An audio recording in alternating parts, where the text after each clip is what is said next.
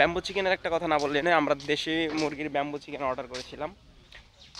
তো এখানে একজনকে 250 টাকা গুনতে হবে আপনি যদি ব্যাম্বু চিকেন খেতে চান। এটা হচ্ছে ব্যাম্বু চিকেন, আমরা টঙ্গর রেস্টুরেন্টে আমাদের অর্ডার ছিল। তা এই আকর্ষণীয় ব্যাম্বু চিকেন কিভাবে রান্না করা হয় এই বিষয়টাকে আপনাদেরকে বলি। এখানে স্পষ্টত দেখতে পাচ্ছেন যে মুরগির গোস্ত কঞ্চিতে পরিবেশন করা হয়েছে। কঞ্চিতে পরিবেশন করার পূর্বে এই মুরগির গোস্তটি রান্না করা হয় কোনো একটি পাতিলে বা হাঁড়িতে।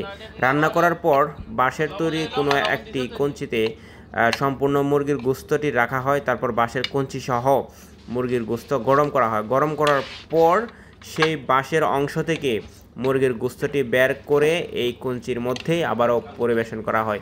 মূলত এটাই হচ্ছে ব্যাম্বু চিকেনের মূল আকর্ষণ। শুরুটা করছি বাটার ডাল দিয়ে। বাটার ডালের স্বাদটা আমার কাছে, আমরা সাধারণত বাসায় যে ডালটা খাই এটা স্বাদটা আমার কাছে ওই রকমই লেগেছে। এখানে স্পেশাল কিছু আসলে আমার কাছে লাগে নাই। কর্ণফুলী নদীর চাপিলা মাছ ভর্তা, চাপিলা মাছের ভর্তাটা 130 করে, তেমন বেশি স্বাদ পাচ্ছি না আমার কাছে। এটা কি শুটকি ভর্তা নাকি মাছ ভর্তা আমি আসলে এখন এটা বুঝতে পারতেছি না। এই হচ্ছে ব্যাম্বু চিকেন স্পেশাল, আমাদের আজকের যে স্পেশাল খাবার। দেখা যাক ব্যাম্বু চিকেনের স্বাদটা কেমন। এই ব্যাম্বু চিকেন ঠিক যতটা আকর্ষণীয় নাম, খাবারের বেলায় ঠিক ততটাই অযোগ্য। আপনি যখন একটা মুরগি বাসায় রান্না করে ঠিক যতটা সুস্বাদু করে খেতে পারবেন, এই ব্যাম্বু চিকেন আমার কাছে ঠিক ততটা সুস্বাদু মনে হয়নি।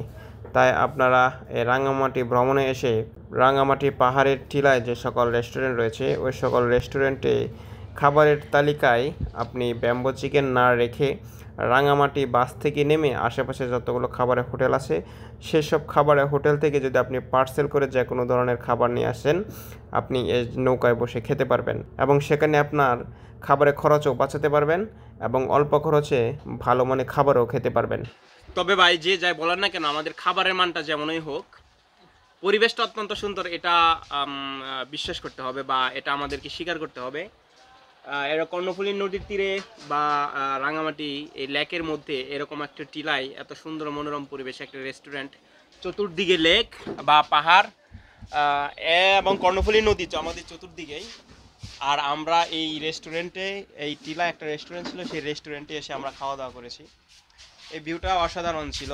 নদীর তীরে বিভিন্ন টিলাই যত ধরনের রেস্টুরেন্ট আছে সবগুলো রেস্টুরেন্টে আমার মনে হয় খাবারের মূল্য তালিকা একটু বেশি। তবে এখানে বেশি হওয়ার একটা কারণও আছে, কারণ হচ্ছে যেহেতু দুর্গম এলাকা, পাহাড়ি এলাকা, সেখানে তাদের যাতায়াত এবং পরিবহন খরচ একটু বেশি থাকার কারণে হয়তো বা খাবারের দামটা একটু বেশি। ব্যাম্বু চিকেনের একটা কথা না বললে না, আমরা দেশি মুরগির ব্যাম্বু চিকেন অর্ডার করেছিলাম। তো এখানে একজনকে 250 টাকা গুনতে হবে আপনি যদি ব্যাম্বু চিকেন খেতে চান এই রাঙামাটির বিভিন্ন রেস্টুরেন্টে। তো দাম অনুযায়ী আসলে পরিমাণেও কম বা খাবারের যে স্বাদ তেমন আহামরি কোনো স্বাদ নেই, স্পেশাল কোনো স্বাদ এটার মধ্যে নেই।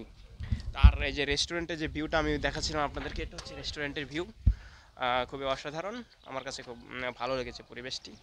ভাই আর কি যাই হোক, আপনাদের আমি শুধু একটাই মেসেজ দিব, সেটা হচ্ছে কারণ খাবার নিয়ে আসলে আপনাদের এখানে যে পরিস্থিতি, এখানে অনেক দামের নাজুক অবস্থা, দাম অনেক বেশি। তাই আপনারা যত সাধ্য হোক আপনারা খাবার নিয়ে আসবেন, এটা আপনাদের প্রতি আমাদের একটা অনুরোধ কিংবা মেসেজ রইল। যাই হোক, খাবার নিয়ে আমি একটু বলি।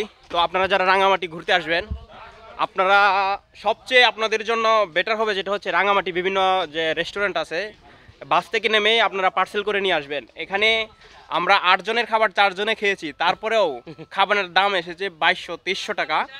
তো আসলে এখানে কিছু বলার নাই, বাকিটা আপনারা চিন্তা করে দেখবেন। আমি যেটা বলার আমি আমার রিভিউ দিয়েছি। আশা করি আপনারা যদি এইভাবে আসেন আপনাদের কস্টিং খরচ অনেক বাঁচাতে পারবেন।